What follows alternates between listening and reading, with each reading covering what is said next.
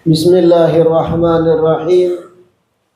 Alhamdulillahi rabbil alamin wa bihi nasta'in ala umuri dunya wa din. Wassalatu wassalamu ala sayyidil mursalin wa imamil muttaqin sayyidina wa maulana Muhammad wa ala alihi wa sahbihi ajma'in. Allahumma fassalli wa sallim ala sayyidina Muhammad miftah babi rahmatillah adada ma fi ilmillah salatan wa salaman daimaini bidawami mulkillah wa ala alihi wa sahbihi wa man wala wa la hawla wa la quwwata illa billah.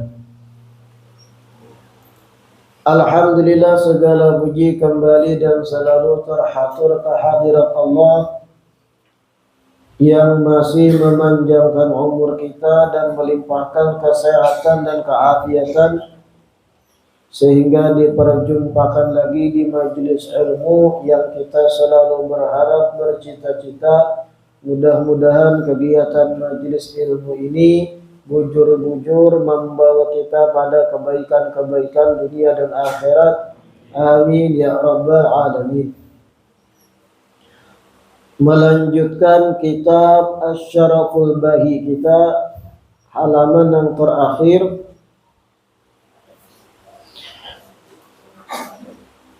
yaitu ucapan Al-Imam Ahmad bin Muhammad Al-Habsyi. Imam Ahmad bin Muhammad Al-Habsyi ini salah seorang wali Allah yang memiliki kedudukan tinggi di sisi Allah, dan beliau ini dikenal juga dengan sebutan Imam Ahmad Sahibus Syi'ib. Kenapa diberi gelar Sahibus Syi'ib? Beliau makamnya berada di Husaisah, tepat di bawah daripada makam Imam Ahmad Al-Muhajir. Imam Ahmad bin Muhammad Al-Habsyi ini termasuk pembesar daripada tokoh-tokoh habaib di zamannya di Tarim di Hadramut. Beliau ini termasuk murid daripada Fakhrul Wujud Syekh Abu Bakar bin Salim.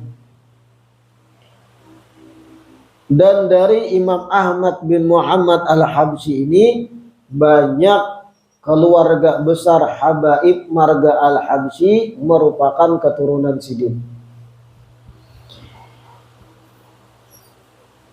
Beliau berucap, qala hadhihi ats-tsalatsatu syarhul hikam li Ibni Abbad wa qasidatul faqih Umar ba Makhramah wal qahwatul bunniyatu minan ni'amil lati ikhtassa biha al mutaakhirun. Hadhihi thalathah jarsidin. Tiga hal ini Syarhul Hikami li Ibni Abbad. Yang pertama, kitab Syarah Hikam karangan Imam Ibnu Abbad. Kitab Syarah Hikam karangan Ibnu Abbad. Wa qasidatul faqih Umar ba Makhramah. Yang kedua, qasidahnya Imam Umar ba Makhramah.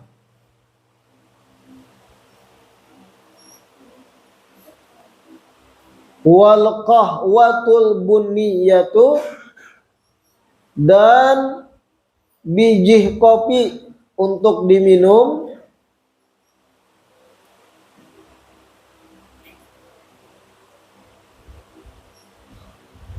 minan ni'ami allati ikhtassa biha al-mutaakhirun.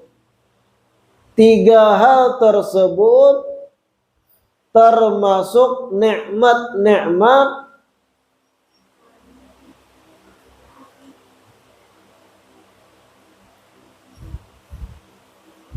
yang hanya dimiliki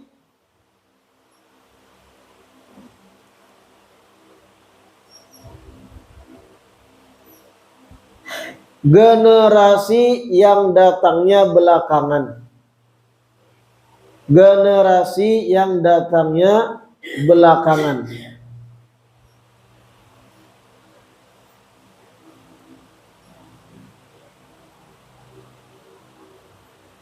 Jadi Imam Ahmad bin Muhammad Al-Habsyi ini mengatakan di zaman beliau atau di tahun beliau hidup sekitar 1000-an Hijriah. 1000-an Hijriah ke atas. Artinya kurang lebih 400 tahun yang lewat Sidin hidup. Kurang lebih 4 abad. Di zaman Imam Ahmad Sahibu Syi'ib hidup ini, ujar Sidin ada 3 nikmat yang hanya dimiliki generasi yang datangnya tadudi, yaitu generasi Sidin.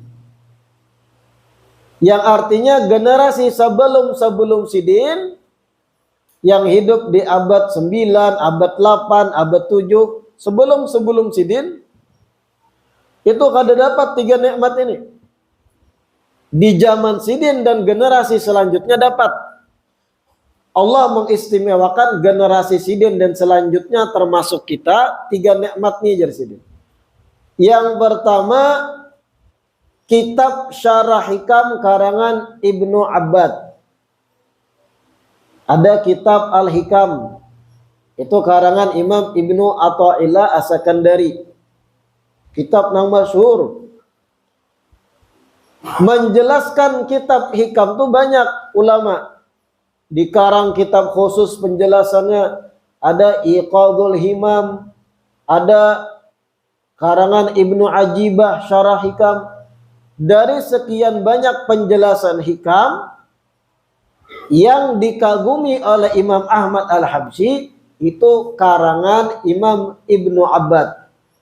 Itu nikmat jar Sidin bagi generasi yang hidup di zaman Sidin, memudahkan memahami akan kitab hikam yang rumit karangan Imam Ibnu Athaillah As-Sakandari. Sidin hitung itu nikmat adanya kitab penjelasan hikam Ibnu Abbad.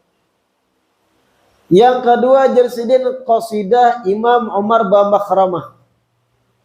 Ada qasidah panjang karangan Imam Umar Bamakhramah yang isinya itu nasihat, rangkuman-rangkuman yang memudahkan generasi Imam Ahmad dan selanjutnya mengingat hal-hal penting yang berkaitan tentang iman, keagamaan dan lain. Dan yang ketiga, ujar Imam Ahmad bin Muhammad Al-Habsyi, nikmat yang hanya dinikmati Sidin dan generasi selanjutnya, kopi yang diminum. Karena memang di Tarim Hadramaut, kopi itu masuknya di abad ke-10, abad 9, abad 10. Generasi sebelum-sebelumnya belum mengetahui dengan kopi itu. Kada masuk lagi Hadramaut. Ujar Sidin, ini nikmat yang hanya dinikmati generasi Sidin dan selanjutnya al-mutaakhirun. Kenapa kopi itu nikmat? Dari sudut pandang mana nikmatnya? Apakah dinikmati santai di pinggir jalan, dipoto-foto kopinya? Itukah maksudnya? Lain. Nikmat dari segi manfaat kopinya. Kopi yang bujur dari biji kopi itu diminum, itu meolah kita terjaga. Mu'olah kita sigar, kadang ngantuk, sehingga memudahkan bebuhan para wali beribadah. Dari segi itunya dihitung kopi itu nikmat, ujar Sidin. Jadi bukan berarti nikmat cuman dirasa aja. wah nikmat, apalagi sambil berruku aja. Oh. Itu handap memahaminya, tapi nikmat dari segi manfaat. Mualah mata sigar, mengarang kitab, ibadah, tahajud, zikir, sholawat, sigar mata. Nah itu. Jadi menurut Imam Ahmad Al-Habsyi ini, tiga hal ini keistimewaan generasi Sidin dan generasi selanjutnya, termasuk kita. Sebagian ada menambahkan di zaman ini, nikmat yang keempat yang diistimewakan gesan umat nang datang tadudi apa? Kutubul Habib Abdullah bin Alawi Al-Haddad. Kitab-kitab karangan Imam Haddad. Nah, karena memang Imam Haddad ini Abdullah bin Alawi Al-Haddad Sidin lahir setelah Habib Ahmad Habsyi ini jauh meninggal dunia. Jaraknya lumayan jauh antara Imam Ahmad bin Muhammad Al-Habsyi dengan Imam Abdullah Al-Haddad. Imam Abdullah Al-Haddad tadudi hampir 100 tahunan. Jakanya Imam Abdullah Al-Haddad hidup sebelum Imam Ahmad Habsyi, dibuat Sidin pasti. Keistimewaan generasi sekarang adanya karangan-karangan kitab Imam Haddad. Karena sangat-sangat bermanfaat karangan Imam Haddad itu. An-Nasaih Ad-Diniyah, Ad-Da'watut Tamah, Risalatul Muawanah, Al-Hikam, Fusulul Ilmiyah, dan banyak kitab-kitab beliau yang lain, Tathbitul Fuad dan yang lain. Sangat istimewa karangan-karangan Imam Haddad. Jadi ujar generasi yang sekarang ada 4 nikmat yang istimewa dinikmati oleh generasi sekarang. Yang pertama Syarah Hikam Ibn Abbad, Qasidah Umar bin Makhramah yang kedua, ketiga Biji Kopi, keempat kitab-kitab Imam Haddad. Begitu gambaran orang soleh ketika mengukur satu nikmat. Amun kita nih orang awam dimintai komentar, pian ulun dimintai komentar. Kira-kira apa yang menurut pian hal yang hanya kita generasi sekarang nikmati, yang itu bagi pian nikmat besar. Kalau kita disuruh menjawab nih, berkomentar, nikmat apakah yang bagi pian hanya buhan pian aja menikmati generasi sebelumnya kada? Jawaban kita variatif macam-macam. Ada yang jawab HP. Karena bahari generasi zaman Pak Soeharto kada dalam HP-nya. Kada tahu di habar kisah dunia Indonesia, radio RRI, TPRI. Jadi berita itu sumbernya monoton, itu aja. Bujurkah kada karena diberitakan orang inggih terus. Kada kritis kita bahari. Jadi nikmat yang kita sekarang memilikinya adalah HP. Belum tentu juga. Kadang jadi musibah HP. Namun salah-salah pakai pulang. Apa pulang ditakuni seandainya kita nih nikmat yang hanya generasi kita menikmati, wah listrik bit. Bahari 1980-an Tanjung ini ngalih mencari listrik satrongkeng. Tahu strongkeng lah ya? Wah yang dikujat tuh. Penyala panat lu tangan, oh. Hujat nyala. Wah ini listrik nyaman, ada yang berpulsa dan ini. Masuk akal itu, artinya nyaman, hanya kita menikmati bahari kada. Apalagi sepeda motor, bahari kujuk-kujuk sepeda ontel. 1970-an kalau dihitungi orang Tanjung berisi mobil dan sepeda motor, zaman Honda 80 dan yang lain. Bahari bertinjak 5 pal sekolah bahari bahasa tidak sanggup karena kan bahari. Ulun mengalami itu. 5 pal hari-hari loh. Wah ini karena kan 100 meter ya walar. Bahari generasi bahari gana-gana batis. Sehat tapi. Lalu dihitung kendaraan sepeda motor nikmat. Tergantung pulang. Badan jadi loyo kita nih. Terlalu dimanja. Ya. Apalagi termasuk nikmat nang besar nang kita miliki saat ini, mudahnya menuntut ilmu nang bujur. Mudahnya kita ini belajar kitab, menuntut ilmu dengan sebenar-benarnya cara menuntut ilmu nang bujur. Bahari lucut mencari tuan guru. Bahari ada majlis ini itu ujungnya batamat sembahyang. Ujungnya bakaku Tuhan. Ini tahulah yang duduk di higa tadi situ. Padahal inya nang bergeser. Dat yang itu pangjer. Wah. Bahari itu ngalihnya menuntut ilmu nang membaca kitab, nang berkitab, menerjemahkan, membobit, lucut. Di pesantren hanya ada tamu. Wah ini banyak sudah mereka-mereka yang belajar di pesantren menuntung lalu membuka pengajian. Nikmat itu kitanya aja lagi. Kayak apa tuh nah? Memanfaatkan nikmat yang sudah ada itu. Jadi bebulik ujar Imam Ahmad bin Muhammad Al-Habsyi 3 hal nang menurut sidin nikmat nang sidin katujui. Nang Allah istimewakan generasi sidin dan berikutnya. Hal yang senada mirip dengan ucapan ini sebenarnya Rasulullah SAW pernah menyampaikan. Imam Tirmidzi pernah meriwayatkan satu hadis Rasulullah SAW bersabda, "Hubbiba ilayya minad dunya an-nisa wa tib wa ju'ilat qurrata aini fis shalah." Ada riwayat lain menyebut hubbiba ilayya min dunyakum salat an-nisa wa tib wa ju'ilat qurrata aini fi shalah.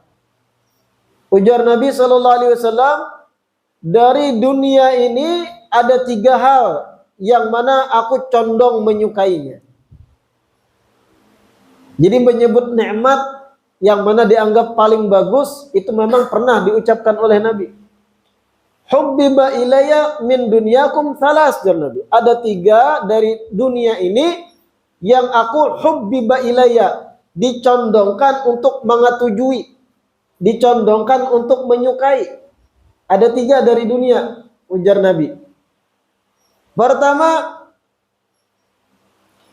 an-nisa, wanita. Karena dijelaskan, jangan salah paham ya.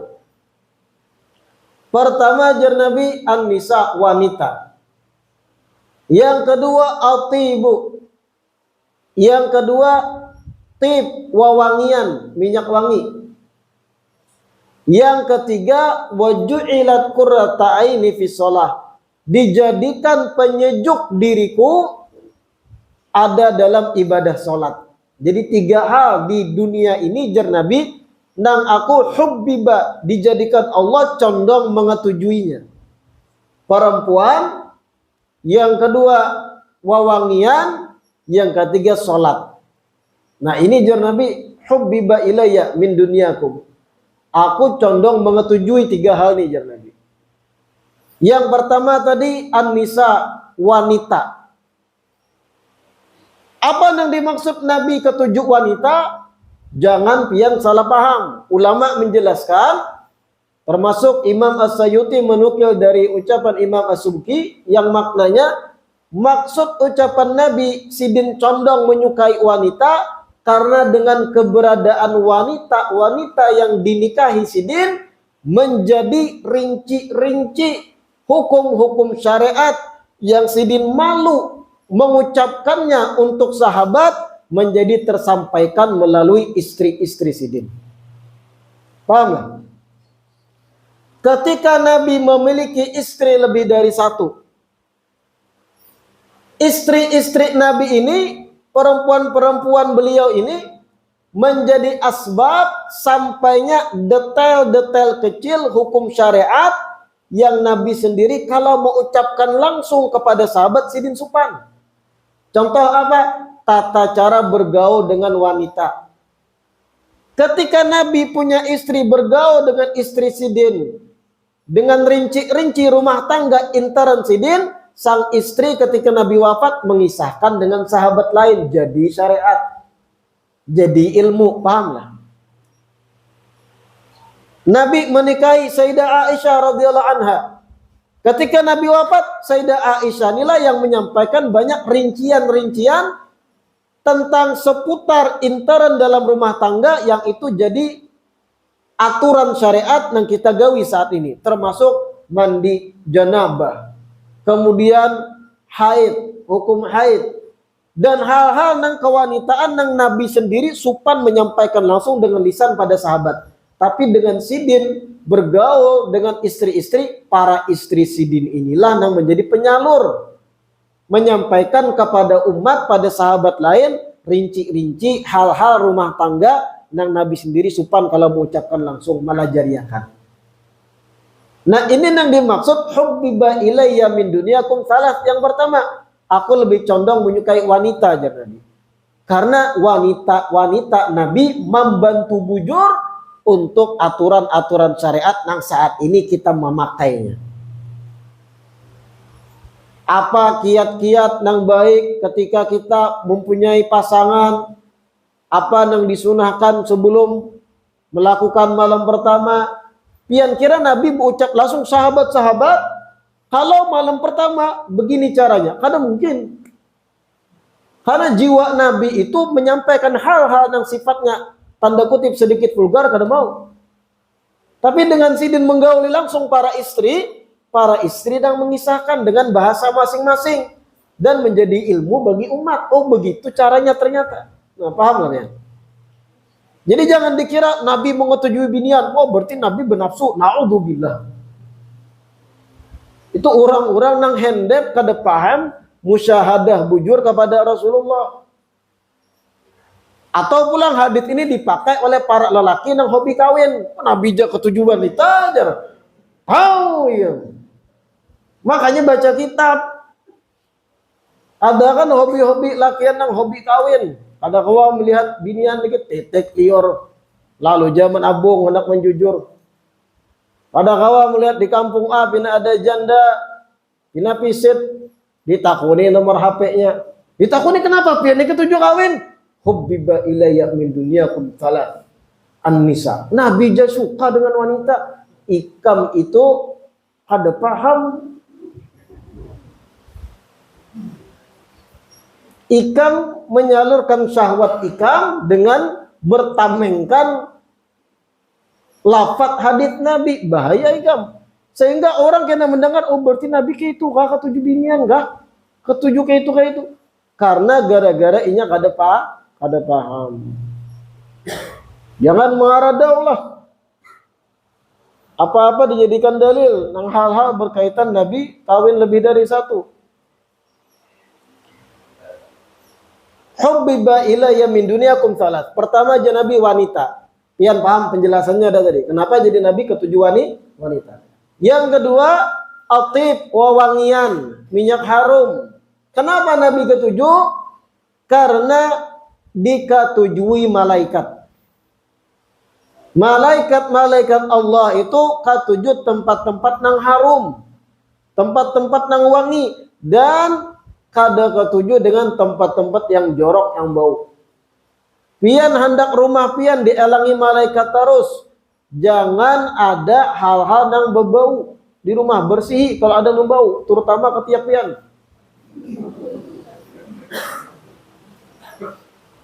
Kenapa jadi Nabi ketujuh tadi minyak wangi? Karena malaikat ketujuh minyak wangi. Yang ketiga aja Nabi waju'ilat qurrata aini fi shalah. Allah jadikan penyejuk mataku, penyejuk penyaman diriku ada dalam ibadah sholat. Sholat tuh diketujuhi Nabi. Makanya rancak Nabi sholat berjam-jam berdiri itu untuk bermunajat pada Allah. Nah Nabi menyampaikan ini tiga yang aku tujuhi aja Nabi dari dunia. Perempuan dengan penjelasan tadi. Yang kedua minyak wangi. Yang ketiga sholat. Mendengar ucapan Nabi ini disebut Sayyidina Abu Bakar menjawab juga. Wa ana ya Rasulullah hubbiba ilayya minad dunya an-nadharu ila wajhika. Wa jam'ul mal lil infaqi alaika. Wa tawassul ilaika wa tawassul bi qarabatika ilaika wan nahyu 'anil munkar wal qiyam bi amrillah. Ujar Sayyidina Abu Bakar, kalau ulun ya Rasulullah dari dunia ini nang ulun ketujuh itu ada 5. Sayyidina Abu Bakar lain pulang. Yang pertama jar Sayyidina Abu Bakar an-nadharu ila wajhika, memandang wajahmu ya Rasulullah. Ketujuh ulun memandang wajah pian ya Rasulullah, ujar Sayyidina Abu Bakar. Yang kedua jam'ul malil infaqi alaika. Yang ulun ketujuh dari dunia yang kedua mengumpulkan duit harta dengan tujuan membantu dakwah pian. Lil infaq alaika, mengumpulkan duit dengan tujuan membantu syiar dan dakwah pian. Itu yang kedua ulun ketujuh di sini Abu Bakar. Yang ketiga wa tawassul bi qarabatika ilaika, mendekatimu dengan berperantarakan kerabat-kerabatmu. Artinya mencari muka di hadapan pian ya Rasulullah dengan cara memaraki kerabat-kerabat pian. Mencari pandangan pian agar pian katujulan ulun dengan cara ulun memaraki kerabat pian. Itu yang ketiga jar Sayyidina Abu Bakar yang ketujuh. Yang keempat an-nahyu 'anil munkar. Ulun ketujuh dari dunia adalah melarang perbuatan kemungkaran. Yang kelima al-qiyam bi amrillah, mengerjakan perintah Allah. Ini jar Sayyidina Abu Bakar yang ulun ketujuh 5. Pertama melihat wajah pian, yang kedua mengumpulkan duit gesan membantu pian, yang ketiga mencari pandangan pian dengan memaraki kerabat pian, yang keempat melarang perbuatan mungkar, yang kelima mengerjakan perintah Allah. Ini jar Sayyidina Abu Bakar. Kemudian Sayyidina Utsman melanjutkan, qala Utsman wa ana ya Rasulullah hubbiba ilayya minad dunya salat. Adapun aku, ujar Sayyidina Utsman, adapun ulun ya Rasulullah dari dunia ini 3 nang ulun ketujuh. Pertama isba'ul ja'i, memakani orang lapar. Kedua irwa'ud dham'an, menyegarkan dahaga orang nang haus. Yang ketiga kiswatul 'ari, membajui orang nang kada bisi baju. Wah, Sayyidina Utsman beratan membantui orang yang kada mampu. Memakani orang lapar, memberi minum orang nang haus, membajui orang nang kada bisi baju. Ujar Sayyidina Utsman. Sayyidina Ali menjawab pulang. Sayyidina Ali waktu itu masih muda. Ujar Sayyidina Ali, wa ana ya Rasulullah hubbiba ilayya minad dunya. Adapun ulun ya Rasulullah, yang ulun ketujuh dari dunia ini sama ada 3. Yang pertama as-shaum fi sayfi, puasa di musim panas. Wah, karena muda sih ini, jiwa kuat masih. Nah, ulun ketujuh puasa di musim panas terik. Nah, wah ini kan panas gitu nih.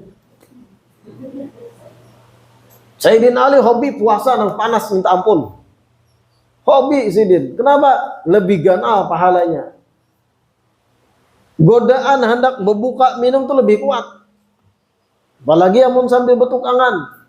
Puasa pulang. Yang kedua jar Sayyidina Ali, wa ikra'ud dhaif, menjamu tamu yang datang. Yang ketiga wa darbu baina yadayka bisayf. Yang ulun ketujuh yang ketiga ya Rasulullah, memangga kepala orang dalam peperangan dan dilihat oleh pian. Memangga kepala orang, kepala musuh dalam perang, dan itu dilihat pian di hadapan pian. Itu ulun ketujuh ya Sayyidina Ali. Bukan sidin ambungan, tapi artinya Allah dan Rasul itulah tujuan utama dalam berperang melawan musuh. Nah, kalau kita bang masing-masing apa yang kita ketujuh dari dunia, macam-macam kalau kita. Yang pertama beb ulun adalah apa? Nasi Padang.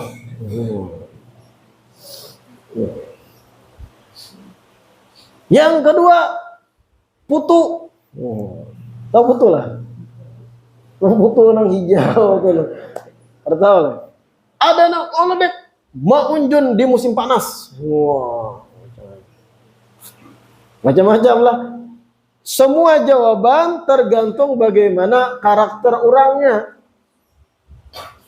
tergantung level keilmuannya. Kalau inya hibak dengan ilmu agama, pasti nang dijawab secara jujur kada lepas dari hal-hal yang berkaitan lawan akhirat.